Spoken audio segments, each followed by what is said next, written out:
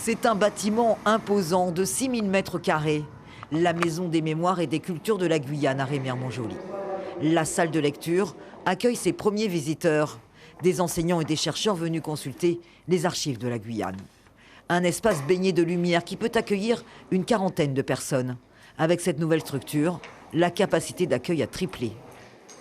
Aujourd'hui, il faut qu'ils sachent que nous avons des archives exceptionnelles et que ces archives sont ouvertes à tous. Il ne faut pas hésiter à venir. Et nous avons surtout un personnel très compétent qui nous oriente dans ce que nous cherchons.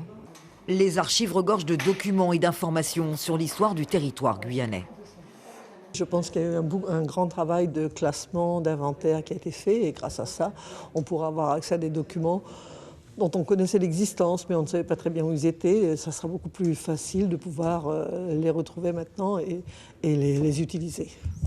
Le bâtiment de la Maison des Mémoires et des Cultures de la Guyane est composé de plusieurs quartiers. On est dans la zone de travail où se trouvent les ateliers des musées et de l'archéologie et les ateliers des archives.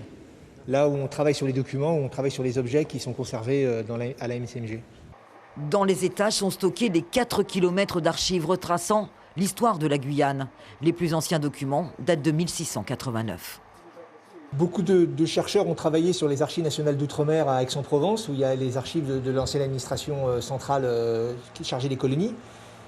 Et on ignore souvent les richesses et les documents intéressants qu'il y a dans les fonds des archives territoriales. Donc nous, notre travail, c'est d'arriver à classer ces fonds, à les inventorier, parce que malheureusement, nous avons beaucoup de retard dans le classement des fonds, et puis aussi à les valoriser. Et notamment, on a engagé un gros travail de numérisation. Donc on a numérisé pratiquement 80 000 images en 2 ans, avec l'idée à terme de mettre en ligne ces documents. L'atelier de reliure et de restauration a aussi pris ses quartiers dans la Maison des Cultures et des Mémoires de la Guyane.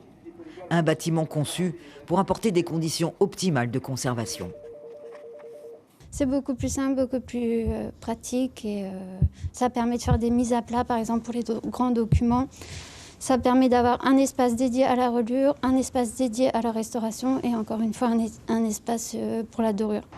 La Maison des Mémoires et de la Culture de la Guyane doit être officiellement inaugurée début novembre.